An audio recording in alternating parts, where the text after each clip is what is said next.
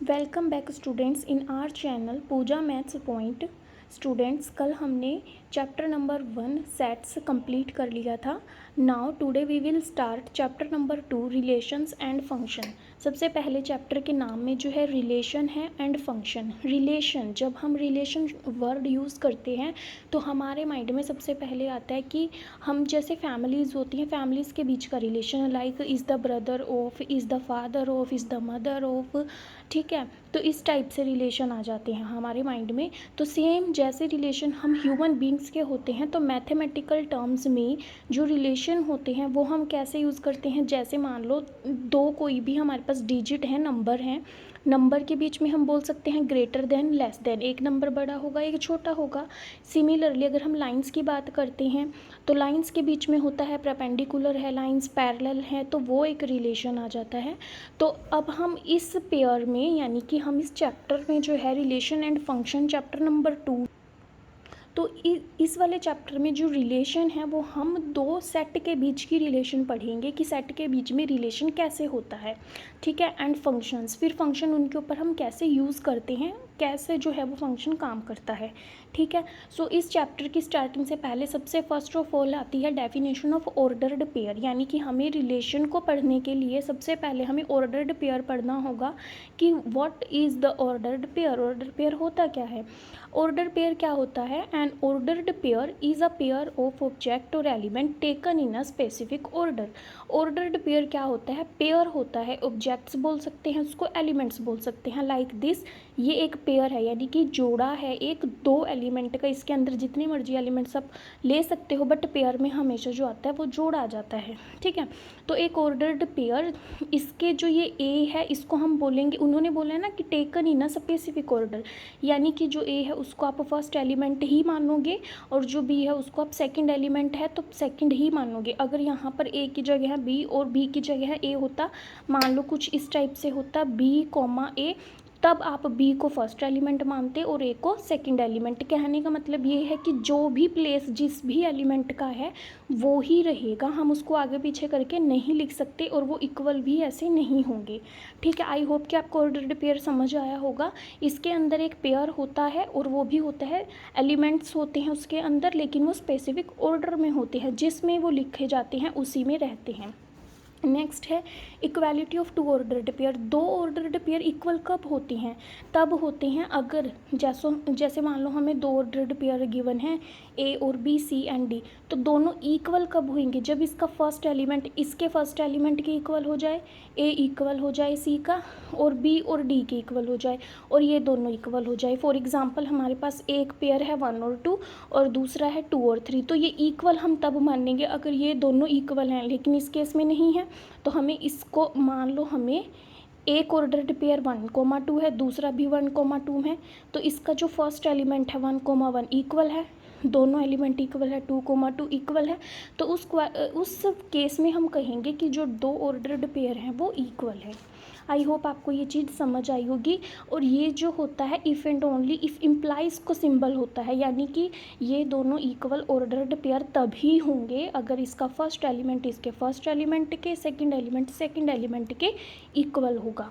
Remark ये है, मान लो हमारे पास ए कोमा बी, इसको हमने पैरेंथेसिस के अंदर लिखा है, is not equal to ordered pair. मैंने आपको फर्स्ट चैप्टर में भी बताया था जब हमने सेट किया था, जब सेट होता है हम उसको इस टाइप से पैरेंथेसिस में एनक्लोज करते हैं, ठीक है।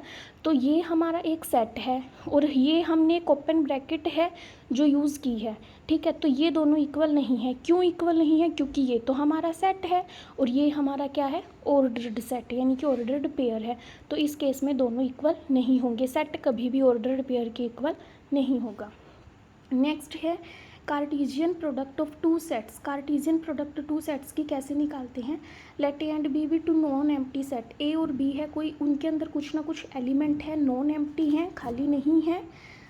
The Cartesian product of A and B denotes by this, यानी ए क्रॉस बी, जब बीच में मल्टीप्लाई का साइन आएगा तो वो होती है कार्टीजियन प्रोडक्ट, ठीक है। Is the set of all ordered pair A comma B which can be formed by taking the first element A from capital A and the second element B from capital B. ठीक है, Cartesian product का मतलब है, देखो इसको यहाँ से समझते हैं। जब हमने इसको ऐसे लिखा है, दो जो भी हमने कोई भी नॉन एम्प्टी सेट लिए, ए और बी सेट लिया, उनकी क्रॉस प्रोडक्ट करनी है, कार्टेशियन प्रोडक्ट करनी है। वो कैसे होगी, यानी कि एक एलिमेंट मुझे फर्स्ट इसका उठाना है और सेकंड एलिमेंट मैंने इसमें से उठाना है। यानी कि ए कोमा बी एक ऑर्डर्ड पेयर है जिसका स्मॉल ए तो कैपिटल ए से है और जो बी है वो बी सेट से है। ठीक है, तो ये बोलते हैं इसको कार्टेशियन प्रोडक्ट। ये आपको और भी क्लियर होगा जब मैं इसके आपको एग्जांपल कराऊंगी, एक्सरसाइज का कोई क्वेश्चन कराऊंगी, तो उससे आपको ये जो है कार्टेशियन प्रोडक्ट इजीली क्लियर हो जाएगा। प्रॉपर्टीज़ इसकी ये हैं कि ए क्रॉस बी नहीं होगा इक्वल बी क्रॉस ए के, मैंने आपको यहीं पे बताया क्योंकि एक स्पेसिफिक ऑर्डर में होता है। तो ये इक्वल नहीं होगा जब तक, अनलेस, तब तक नहीं होगा जब तक ए बी के इक्वल ना हो।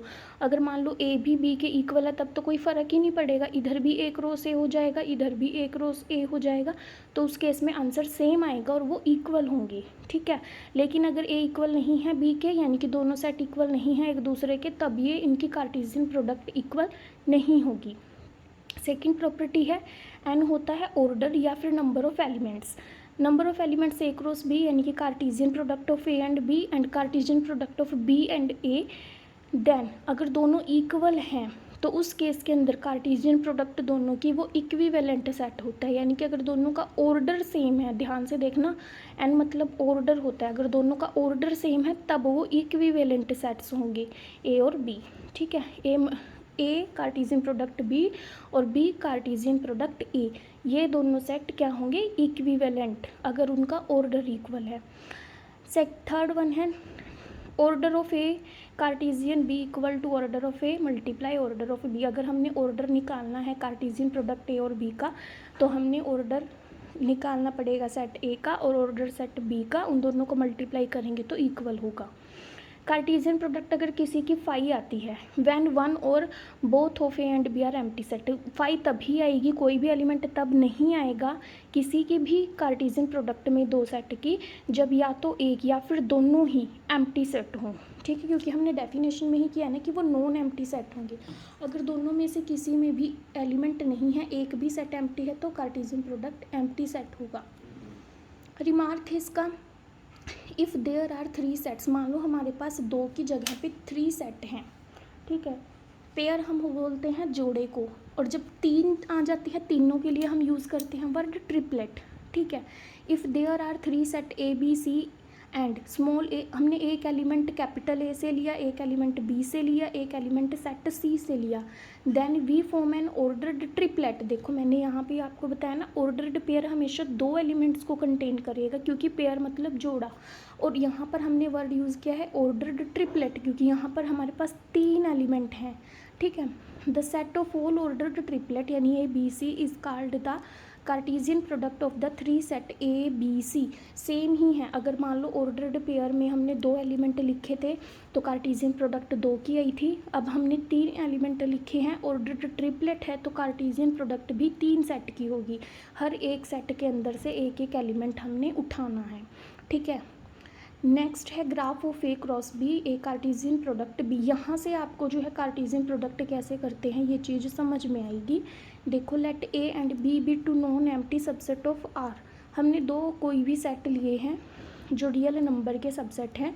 Then the graph of A Cartesian B is the set of all points in the plane represented by the ordered pair of A Cartesian product B.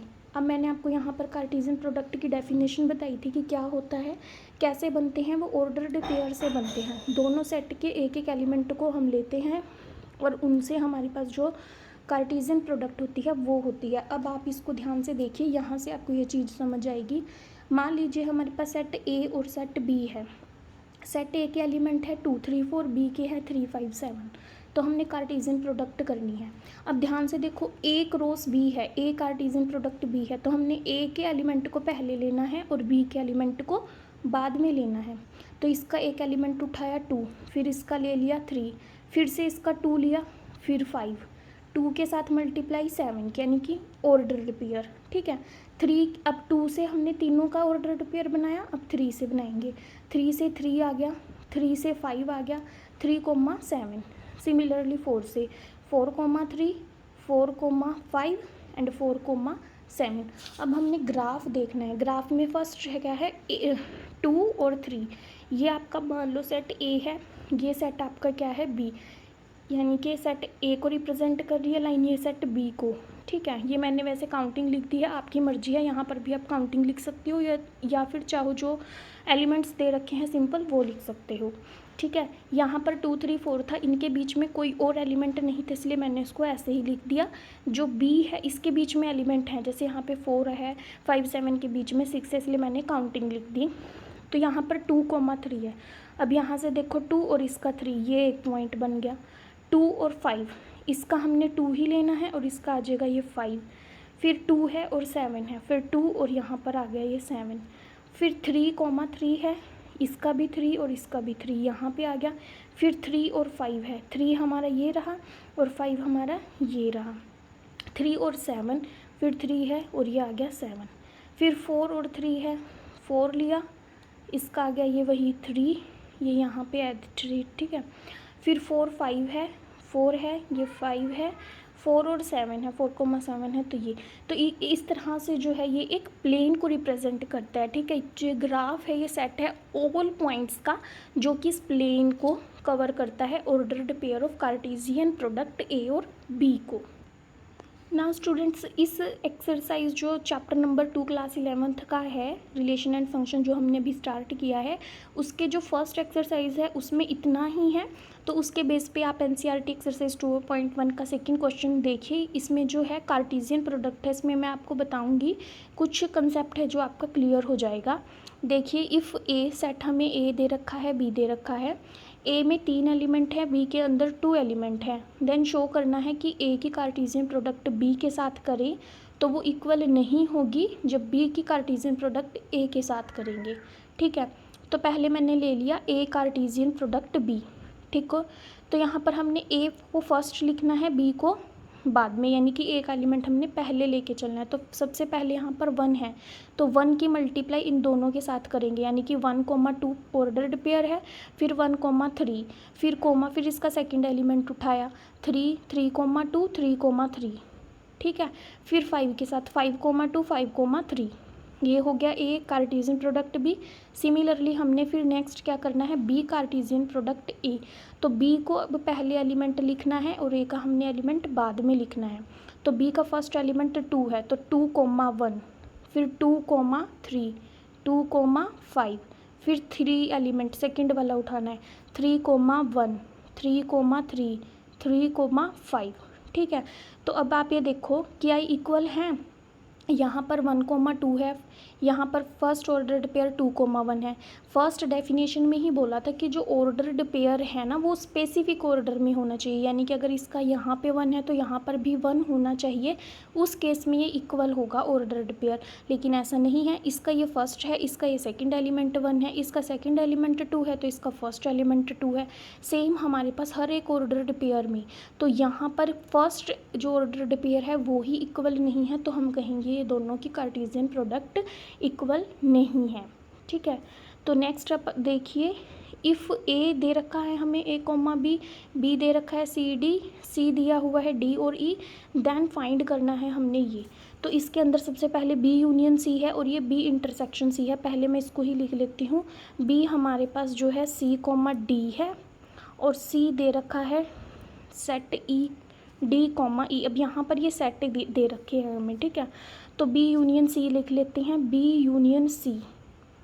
तो बी यूनियन सी में देखो, मैंने आपको उस दिन भी बताया था मैंने आपको कि जो यूनियन होती है उसमें हम कोई भी जो रिपीट एलिमेंट है उसको 2 टाइम नहीं लिख के 1 टाइम लिखते हैं। तो सबसे पहले सी है, यहाँ पर नहीं है, सी ही आ जाएगा। डी दोनों में है तो एक ही बार लिखा जाएगा और फिर यहाँ पर क्या आ जाएगा, ई, तो ये आ जाएगा बी यूनियन सी। फिर इसी तरह से बी इंटरसेक्शन सी करते हैं। इंटरसेक्शन में हमेशा कॉमन एलिमेंट आता है, तो C comma D, D comma E, दोनों में कॉमन एलिमेंट क्या है हमारा, डी। तो इंटरसेक्शन में सिर्फ हमारे पास क्या आएगा, डी।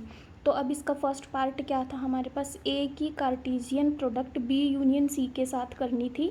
ए सेट हमारे पास ए कॉमा बी है, इसकी प्रोडक्ट करनी है हमने यूनियन में क्या था, सी कॉमा डी कॉमा ई के साथ।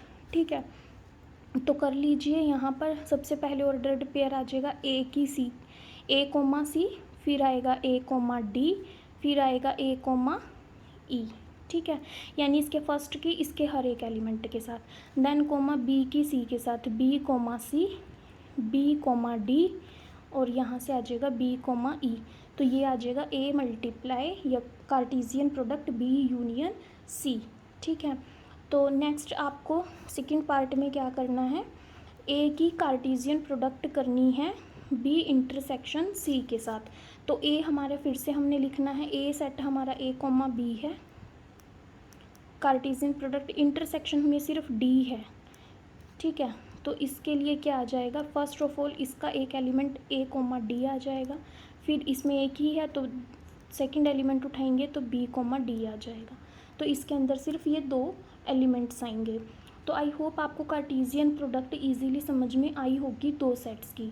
तो आज के वीडियो में बस इतना ही। अगर आपको इसके एनसीईआरटी एक्सरसाइज को सॉल्व करने में किसी भी क्वेश्चन को कोई भी प्रॉब्लम होती है तो वो क्वेश्चन आप क्वेश्चन नंबर लिख के कमेंट बॉक्स में कमेंट कर सकते हो, उसका सल्यूशन मैं आपको करा दूंगी।